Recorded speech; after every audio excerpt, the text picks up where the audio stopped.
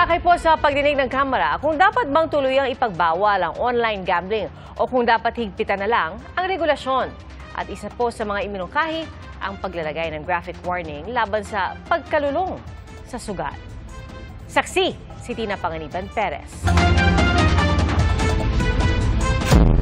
Kung ambag lang naman daw sa ekonomiya ang pag-uusapan, walang masyadong kontribusyon ng online gambling.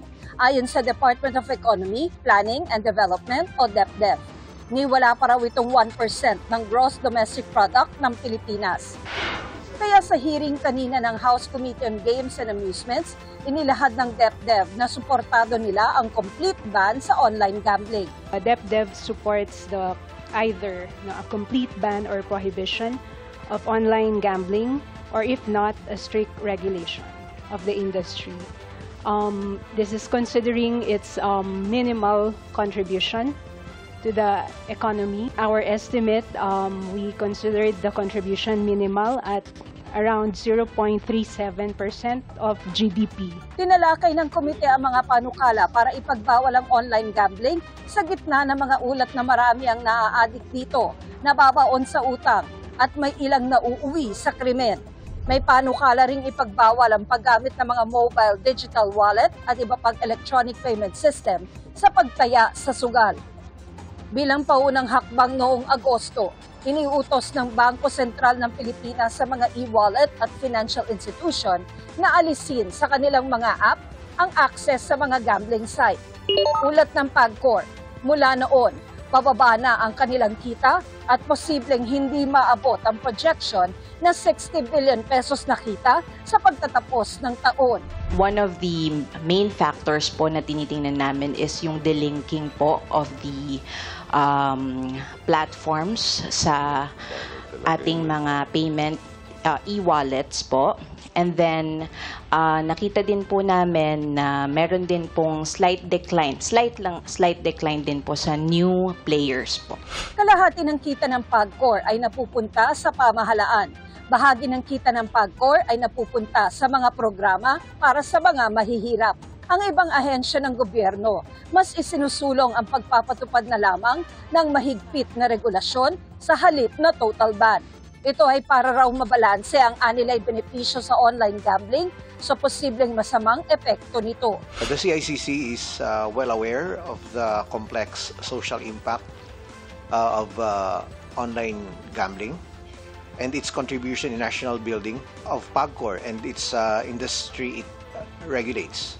This office proposes regulation, not a total ban of online gambling, subject to strict safeguards. The DOF recognizes the potential economic benefits arising from online gaming or electronic games, provided that this was our submitted position, Mr. Chair, provided that the associated economic and social costs are mitigated through very stringent regulations. The BAR recognizes that there are dangers and social costs attributable to online gambling. That is why we support any call for better and more stringent regulation from all government agencies. Kasama sa mga rekomendasyon ng iba't ibang ahensya ng pamahalaan ay ang paglalagay ng graphic warning na nakakaadik ang sugal, ang pagbabawal sa mga menor de edad at opisyal ng pamahalaan sa online gambling, ang pagtatakda ng playing time at betting cash limit, at ang pagre-require sa mga nag-ooperate ng online gambling websites na magrehistro. Without the imposition of strict regulatory controls, this platform could easily be exploited for criminal activities and consequently operate beyond the bounds of law. Para sa GMA Integrated News, Tina Panganiban Perez, ang inyong saksi.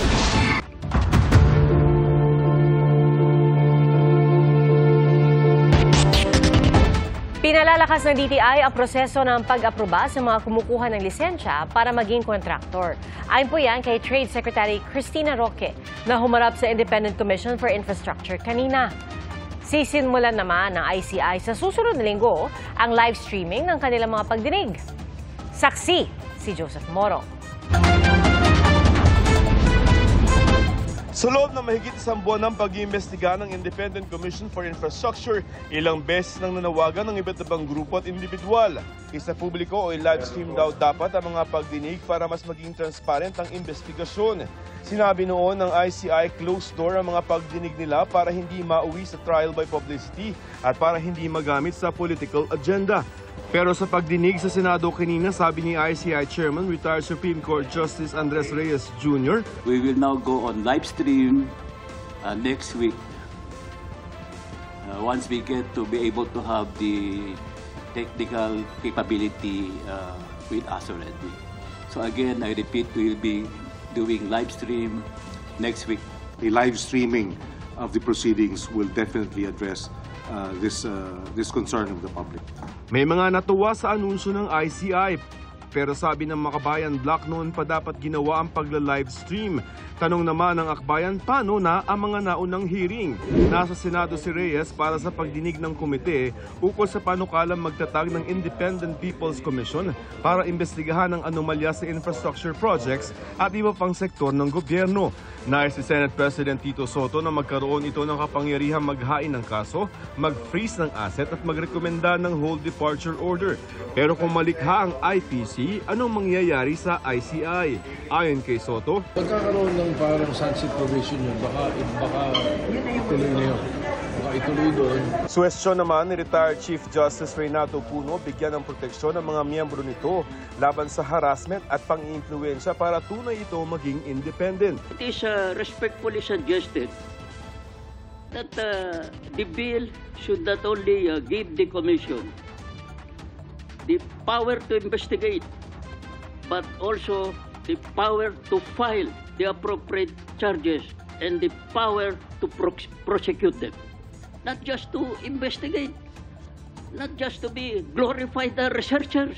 Panukala naman ni ICI member at dating DPWH Secretary Rogelio Singson gayahin ang kapangyarihan ng investigative body sa ibang bansa. The legal process that we have to follow is so tedious. Bago po may makulong, ang haba ho ng proseso. As compared, you may want to consider, as compared to the two gold standards of anti-corruption, which is the ICAC of Hong Kong and the CPIB of Singapore. Sa ICI, humanap si Trade Secretary Cristina Roque para ipaliwanag kung paano na-accredit ang isang kontraktor para magkaproyekto sa gobyerno. At sabi ni Roque, 15 kontraktor nang iniimbestigahan nila pero mas marami pa ang nanganganib matanggalan ng lisensyang maging kontraktor. Madami talaga sila, but the thing is, we can't really divulge also because we need to make sure na yung violation nila is correct. Kung makansela ang lisensya, kahit mga pribadong proyekto ay hindi pwedeng makuha ng kontratista. Kabilang sa mga wala ng lisensya ang 9 na kumpanya ng mga diskaya. Masihigpitan pa ng DTI ang pagkuha ng lisensya bukod sa umiiral ng utos na dumaan ito sa DTI na siyang sasala sa mga nag-a-apply. Dati kasi ay ang DTI-attached agency na Philippine Contractors Accreditation Board lamang ang sumasala at nag-a-aproba sa mga aplikasyon. Iba-background check na ang mga nag-a-apply ng lisensya. They are part of this flood control. Definitely, hindi na sila pwede. And then, we're also thinking that even the relatives cannot anymore be also given the license. Naghihintay rin ang DTI ng rekomendasyon ng ICI at DPWH. Bago na ang executive director ng PICAB at hindi na pwede maging board member ang sinuman kung may construction company. Para sa GMA Integrated News, ako si Joseph Morong, ang inyong saksi. Isinapubliko na rin ng dalawang leader ng Kongreso ang kanilang Statement of Assets, Liabilities and Net Worth o SALN. Ating saksihan. 3 sa 24 na senador ang voluntaryong nagsapubliko na ng kanilang Statement of Assets, Liabilities and Net Worth o SALN, habang isa ang nagbigay ng datos tungkol sa kanyang yaman. Sina Senate President Tito Soto at Senador Robin Padilla ang huling nadagdag sa bilang. Sa SALN ni Soto, nakasaad na halos 189 million pesos ang kanyang yaman kung ibabawas ang mga utang.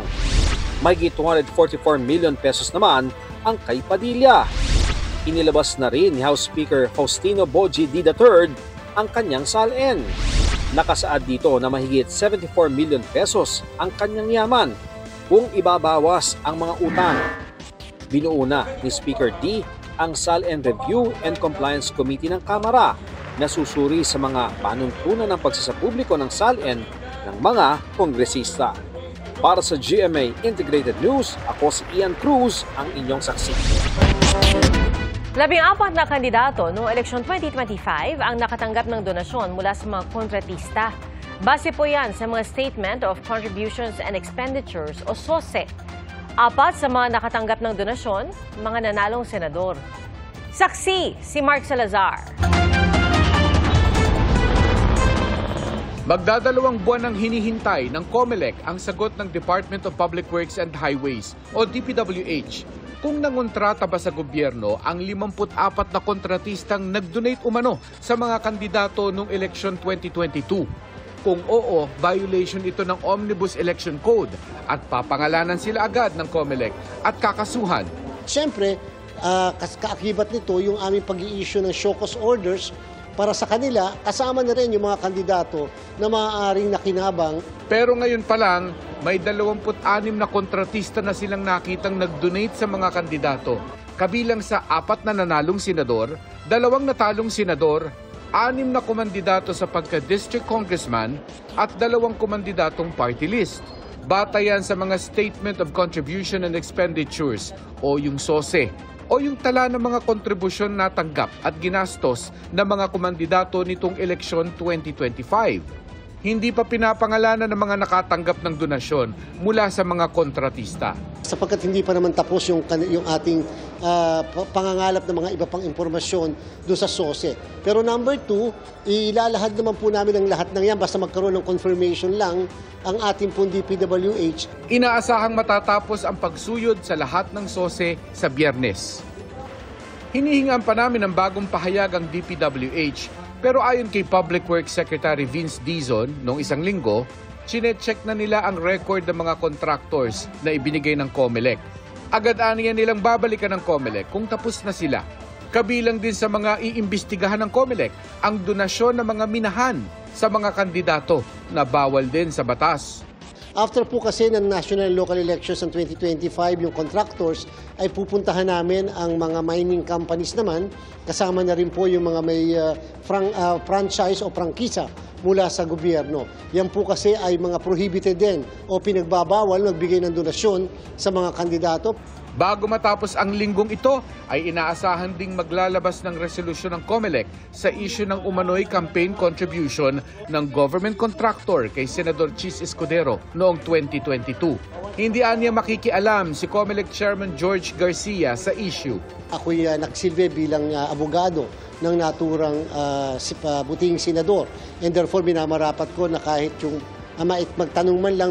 Pero paalala niya, ang isyung ito ang mismong mitya ng kanilang malawakang investigasyon. Ang ating pong Office of the Ombudsman ay nakipag-ugnayan na po sa COMELEC at humihingi na po ng ilang dokumento na meron po ang Commission on Elections sa ilang personalidad. At kaagad naman po kaming tumatalima dito.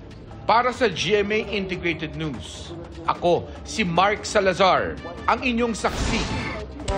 Ipinagkibit balikat lang ni First Lady Lisa Araneta Marcos ang hiling ng isang private citizen na imbestigahan siya kaugnay sa issue ng mga flood control project. Ang kay Palace Press Officer Undersecretary Claire Castro, hindi ito bibigyan ng pansin ng unang ginang dahil hearsay o sabi-sabi lamang ito. Wala raw ebidensya na nag-uugnay sa First Lady sa mga flood control project. At kahapon, nagsumite ng liham si John Santander sa ICI kalakip ang mga larawan kung saan magkasama ang unang ginang at si Maynard Ngu na iniuugnay sa mga maanomalya umanong proyekto. Patuloy po namin kinukunan ng pahayag si Ngu. Nilinaw naman ng palasyo na simula noong Agosto, hindi na Special Envoy to China for Trade, Investments and Tourism si Ngu.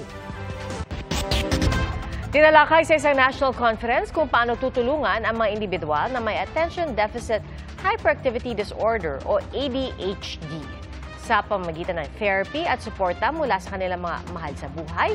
Pwede pa rin sila magtagumpay sa napiling larangan. Saksi si Von Aquino.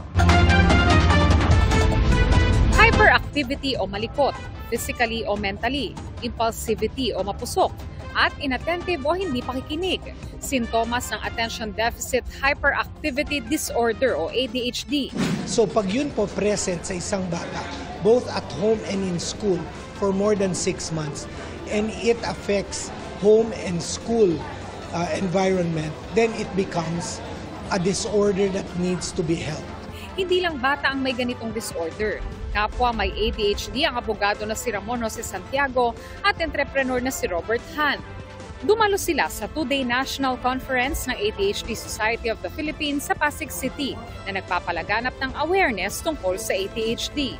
What really helped me manage my ADHD was having an outlet for my extra energy na nadaan ko yun through sports. It's a gift, it's a strength, it makes us different, it's something to be proud of. I think that we see the world a little bit differently. Nais bigyan diin ng ADHD Society of the Philippines at Developmental and Behavioral Pediatricians na ang ADHD kayang i-manage sa pamamagitan ng therapy at gamot kung kinakailangan. At higit sa lahat, suporta mula sa mga organisasyon at ng mga mahal sa buhay. Alam mo, ang malikot yung kanilang pag-iisip, no? They're so smart that all these concepts come in. And then they can't really, they can't really cope with so dapat talaga maturuan sila ng what we call structure. Behavior modification and a team of specialists that will help this child not only reach their fullest potential but be the best version of themselves. Tinalakay din ang mga positibong aspeto ng ADHD. Si Jane Pomoceno makakalimutin at hirap daw noon sa pag-aaral. Pero dahil sa early diagnosis, therapy at suporta ng pamilya, head na siya ng sales and marketing ng isang production house. Pag sobrang nakakagul ako sa mga bagay, talaga nagsha-shutdown ako. As in like, parang anong gagawin ko? Hindi ako makapag-isip. It happens talaga. But the best thing to really do with it is really to find your rhythm with how you want to work, with how you should do your task. Mahalaga raw ang pagkonsulta sa doktor kung may sintomas. Gusto rin daw baguhin ng mga doktor ang misconception o maling pagtingin sa mga may ADHD. Pwede namang maging very good ang kanilang outcome pagka tama yung palakad at saka yung pag-reinforce sa kanilang behaviors. Para sa GMA Integrated News, Von Aquino ang inyong saksi. Mga kapuso, maging una sa saksi. Mag-subscribe sa GMA Integrated News sa YouTube para sa iba't ibang balita.